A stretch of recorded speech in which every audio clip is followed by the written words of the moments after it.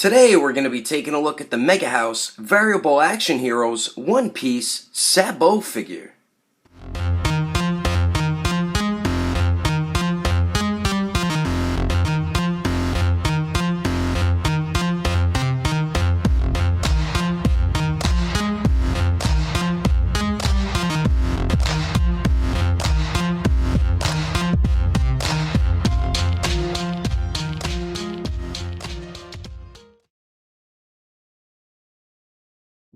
So what is going on, everybody? How is everyone doing today?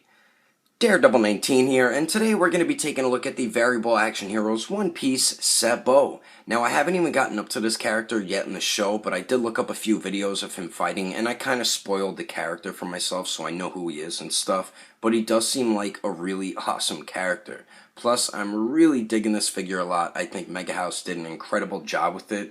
But there is one main thing that bugs me a lot, so let's get into the review and start off with the packaging for Sabo. So basic packaging for Megahouse's One Piece line. The main colors of the box is blue with some fiery type colors in the background, as you can see. We do get the window right there, it says One Piece, an image of Sabo on the right, says Sabo on the bottom, Toei Animation and Megahouse. The bottom of it is the blah blah blah stuff that nobody cares about. We do get a cool image of the figure right there, it says Variable Action Hero Sabo.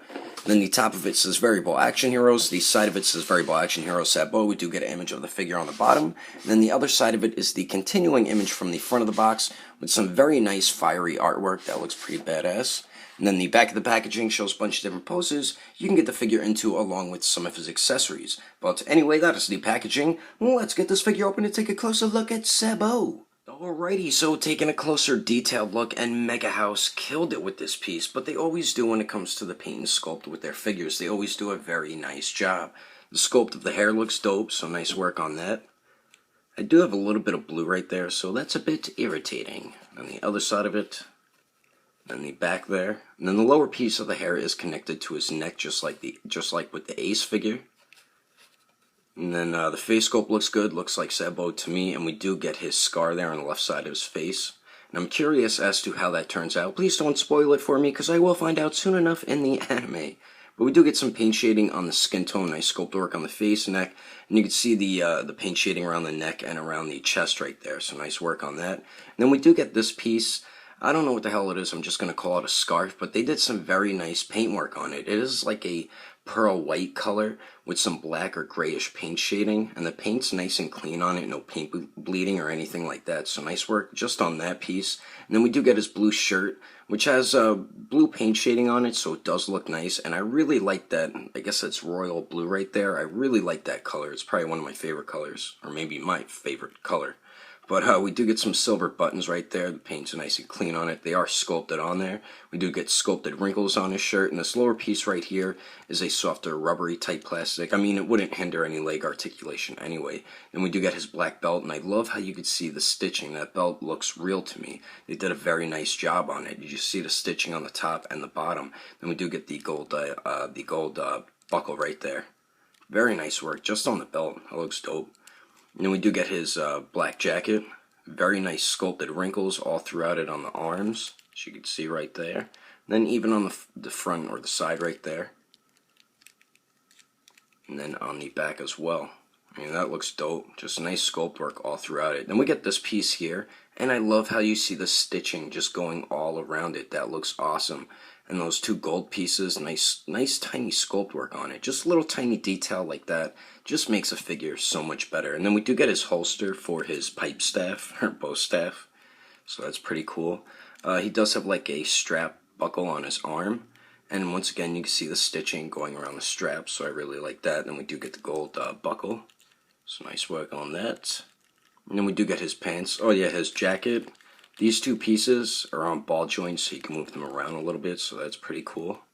And then for his pants, very nice light blue color, and we do get some great paint shading all throughout it, like around the thighs, around the knees, and around the lower legs, where his pants are all bunched up and tucked into his boots right there. But nice sculpted wrinkles going all throughout it, around the knee. I really like it around the leg where it's tucked into his pants. I think that looks dope. As you can see on the back right there. And the back of his pants, a little bit of sculpt work and paint shading. That just looks dope. I just love that sculpt work. of the bagginess of the pants, how it's tucked into the boots. That looks cool. And then we do get his black boots right here, and it is a metallic black, because you can see the little sparkles in it. That's how you can tell something's metallic. But I really like that they did that, and we do get some nice sculpt work all throughout the boots, around the ankles. I really like the way that looks. And then on the top of the feet as well. So nice work on the boots. And then we do get some stitching on the back of them. That looks nice. And then we do get gray soles, which you can see right there. But anyway, that is the detail, and like usual, Megahouse did a very nice job with it, and I'm satisfied with the paint and sculpt. But anyway, let's continue on. Moving on to the accessories, we get a bunch of dope stuff included with Sabo, and a decent amount of things too. We do get his devil fruit, which is the same exact one that Ace ate, and I believe it's called the Flare fruit. I think that's what it's called, not 100% sure. But the sculpt work on it looks dope. It looks like a bunch of little flames all throughout it. So that is pretty darn cool looking, and I like the way the dark orange paint blends into the lighter orange. Very nice looking. Very, very cool. And then we get the stem at the top. So we do get that devil fruit right there, and then we also get 2 flame effects for his pipe staff. We'll take a look at these first. And I really like that orange translucent plastic. Nice sculpt work on it. And I just like how the color blends from a darker to a lighter orange. Same with on this one. But the one issue, you insert the pipe staff there, and then you insert it here. And a flame, when it's hotter, the more hotter it is, the lighter the color of the flame will be. So they did kind of do it backwards, as you can see. So it should be more darker on top and lighter on the bottom. I mean, that's one issue with these flame effects, so it should really be like that. I mean, I could deal with it, not that big of a deal, but they did it incorrectly, but they do look dope. And then we do get his pipe staff here, and this is probably my favorite accessory. This thing looks dope. It's like a metallic gray for like the main part of the pipe. The color that they use, it looks nice, and I love all the little dings and dents all throughout it. So you see it's battle worn. He's been through battle, and they are sculpted on there. So very nice work with that. You can see a bunch of them up here, over there, just all throughout it. I think that looks awesome. And then we get this end right here, which does unpeg, as you can see. So you could slide it in his holster on his back, and then you just line up the peg correctly. I just spin it around, and then there you go. It inserts. And then we get the elbow end right here, which is pretty cool looking. There's like dings and scratches on this too. And for the flame effects here, this one is for the elbow end, and you just slide it in like so. And then this one, you just peg this one in like so, and then there you go. You have his pipe staff with the flame effects, and that does look dope. So we get that, and then we also get 8 interchangeable hands. We get a pair of fists, of course, and great sculpt and paint on them. Come on, focus, you bloody camera. There we go. And he is wearing gloves, so you can see the sculpted wrinkles like around his hand here and there. So I like the way that looks. And some of them have black paint shading, but the fists don't, and I think the gripping hands don't. It's kind of weird how some of them have paint shading and some of them don't. There are some sculpted lines on the top of the gloves too. And even around the wrist, you can see the sculpted wrinkles and stuff, so nice work on that. We get a pair of fists, and then we also get a pair of gripping hands. Nice sculpt and paint on these as well. There's no paint shading on these either, but there is sculpted wrinkles here and there on the hands. So nice work on those. And then we get a pair of these open style hands. I have no idea what they're for. Maybe it's a certain move that he does. I don't know though, because I haven't gotten up to that in the show yet. But as you see, there's black paint shading on the fingers and around the wrist area. Same with over here. So they put black paint shading on these hands, even on the palm right there. But I love all the sculpt work of the wrinkles right on the palm. That looks dope. So very nice work on that. And then the last hands we get is a pair of open hands, but one of them, the left hand here, is kind of molded with the flame effect, but I was able to get the pinky out. The thumb I was having trouble with, so I'm pretty sure you can remove it. Maybe they were glued in, but they're not glued in that well, so if you run it under hot water, you should be able to get the hand off the flame effect here. But nice sculpt work on the hand and paint work. And there's a little bit of black paint shading around the wrist there. The flame effect looks dope too, but they did the coloring upside down again. But great sculpt work on it. Very nice. And then the right hand here, you can see the black paint shading on it. I like all these sculpted wrinkles on the palm and stuff and around the wrist. Looks dope. Those are the interchangeable hands, and we also get 2 interchangeable faces, 2 interchangeable hair pieces. We get his hat with some goggles on it, and then another set of goggles right there. So we'll take a look at the faces and the hair pieces first. And for the faces, we do get the normal looking face sculpt that we kind of took a look at before, but nice paint and sculpt on it. We get a scar right there. And then we get the smiling face sculpt. Kind of looks like a sadistic smile to me. It reminds me of the Joker. Kind of creepy looking. But we see his scar there on the left side of his face. Nice sculpt and paint around the eyes and the mouth. So nice work on that. And then we get 2 interchangeable hair pieces. We get the one without the hat and then the one with the hat. We already took a look at this one. But nice sculpt work on the bottom portion of his hair right there. And another thing that bugs me about this figure, if you want to interchange the hair pieces, it's only with Sabo. The other ones come with the extra peg that's already in the other interchangeable hair piece. This one, you got to take the face off, the hair off, and then take this piece off, and then put it on this one and put a face on it and everything. That gets really annoying. I think they were being cheap, not including the extra peg on this interchangeable hair piece. So that is something that annoys me with the figure. But we do, it's cool, we do get the 2 interchangeable hair pieces. So we get that. And then the last of the accessories is his hat with the goggles on it that you can move around it as a separate piece. And then we get the one where you put the goggles around his neck. But the strap of them is so much wider compared to the one on the hat, which is a little odd. But they did some very nice sculpt and paint work on the goggles right here. And I think, yeah, that's a translucent plastic where the blue is. And they did paint darker blue on it, so that looks cool. Nice clean paint all throughout it.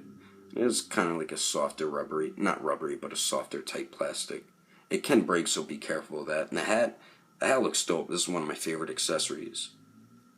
Goggles look good on it too. A bit of blue something coming off the goggles there. There's the inside. And the way you put the interchangeable hair piece on, you just line up the peg correctly and then just peg it in, and then you have him with his hat on. So those are all the accessories we get with the figure. But also with the goggles, he just wears them like that, but I think you're supposed to wrap the strap around the around his collar of his jacket, because it sits better that way. Because that's what I've been doing. You'll see in the pictures and stuff. Come on, get down there, you bastard. Hey, yeah. There we go. I mean, see, it sits a lot better when you wrap it around his collar right there. So I think that's how you're supposed to do it with those separate set of goggles. But anyway, that is all the accessories included with Sabo, which is a bunch of awesome stuff. But anyway, let's continue on with the review. Now for the height of Sabo, he stands 7 inches and a quarter of an inch tall. And then here he is compared to the Variable Action Heroes Portgas D Ace figure and the Variable Action Heroes Monkey D Luffy figure. And then here he is compared to the Variable Action Heroes Draco Mihawk figure, the Variable Action Heroes Chopper figure, and the Variable Action Heroes Nami figure. And then here he is compared to the SH Figuarts Awakening Warrior Super Saiyan Goku figure and the SH Figuarts Super Saiyajin Gato Vegeta figure. Anyway, there's some quick comparisons. Let's keep moving on with the rest of the review. So now for the articulation, and in the beginning of the video I said I had one major issue with this figure, which is the neck joints. We get one at the upper neck, 1 point of articulation at the upper neck, and one at the lower neck. So the upper neck joint looks up and down a good amount, so I'm happy with that. It does swivel, but it does not pivot at all. That is my biggest downside to this figure. There is no pivot at the upper neck joint. The lower neck joint is horrible. Barely goes back and forth. Pretty much doesn't even pivot. And it just slightly swivels. So we have some really bad neck articulation there. So that, to me, that is my biggest downside to this Sabo figure. We do get a point under the chest right there, but it's just like the Mihawk figure. You can barely move it. And then we do get a point at the waist. So the point under the chest, can't even, it swivels a little bit, it does go forward and back slightly, and it barely pivots, so kind of pointless articulation because the jacket does hinder it. The waist, though, it does swivel a little bit, goes back and forth a decent amount, and it pivots slightly, so you get better movement at the waist compared to the torso articulation. We do get some ball joints for the two pieces of his coat, so you can move them around a little bit, so that's cool. The arms, we get some very nice movement. It's like there's two armpit joints. We get the outside one right here, which is like a butterfly joint, as you can see right there. And then it does go up and down as well. Then we get another one that's more connected to the arm. As you can see it moving around, we get a little bit of a circular motion inside this joint right here, so I like that they did that. The shoulders go up a little more than 90 degrees, so that's cool. They do go up and down. No bicep swivel, so you have to do it at the shoulder. We have double jointed elbows that bend in all the way, so that's good. And then for the wrists, they do swivel and they hinge back and forth. Now for the legs here, they kick forward about 90 degrees. They go to the back just a little bit, and then they kick out to the side a little less than 90 degrees, and then we do get swivel up there as well. We have double jointed knees that bend back all the way, so that is good. Now for the ankles here, they do swivel. They hinge up pretty good amount. They really don't hinge down too much, and then we do get some very nice pivot there and some toe articulation. So overall, I am very happy with the articulation, just very disappointed with the neck movement. That's some really bad neck articulation. My biggest downside is there's no pivot at the upper neck joint, and the lower neck joint barely moves at all. But other than that, I really like the articulation. But overall, I do recommend this figure, especially if you're a big One Piece fan, you love the Variable Action Heroes figure line, or if Sabo is one of your favorite characters, then this is definitely a must-have for you. Megahouse did an outstanding job with the detail, but they always do when it comes to their figures, so I do highly recommend this. The issues I have with this figure, one of them being minor, which is the flame effects. As you can see, they did the coloring backwards, so that's a minor issue I have. Another one, my main issue, is with the articulation. At the torso, you can't even get any movement out of it because it gets hindered by the coat, so that's a little bit of a letdown. But what's more of a main issue to me is the neck articulation. We get some horrible movement up there, and you can't even pivot his head, and that is a must-have point of articulation when it comes to me for figures. But other than those couple flaws, Megahouse did an outstanding job with this Sabo. The articulation was very well done throughout the entire figure. Besides around the torso and the neck, we do get a decent amount of accessories, and we get some dope stuff included with this figure. And the best part, once again, is the detail. Megahouse killed it with the paint and sculpt, so I'm very happy now owning this figure in my collection, even though I still don't know who the character really is. And if you would like to get Sabo for your collection, he does retail for about $75 through $90, depending on where you purchase him. I got mine from Amazon because he pretty much sold out everywhere else, so your best bet would probably be Amazon or eBay. You could also check in with my buddy from AgelessGeeks.com. He might eventually get it in stock, or you could join the Ageless Geeks Facebook group. But anyway, that is my review of the Variable Action Heroes One Piece Sabo figure. Hope you enjoyed my review. If you want to support the channel, don't forget to subscribe, don't forget to share, and favorite the video too. And if you liked it, give it a thumbs up. If you didn't like it, just give it a thumbs up anyway, because action figures are awesome. But thanks for watching. I will see you later. Today we're going to be taking a look at the Variable Action Heroes Sabo. And today we're going to be taking a look at the Variable Action Variable, what the hell? Here, and today we're going to be taking a look, bit my tongue there, an image of Sabo on the right, and then we get the there says One Piece on the top, an image of the figure on the right says Sabo on the bottom, toy animation, and we do have his scar right there on the left side of this, And Megahouse killed it with this piece. They never ceases. The Variable Action Heroes The Variable Action Heroes shit, I keep forgetting his name. The Variable Action Heroes I think it's called the Flare Fair, what the heck. So he has the same devil fruit powers. Damn. One kind of reminds me of the Joker, like a sadistic smile. But nice sculpt work.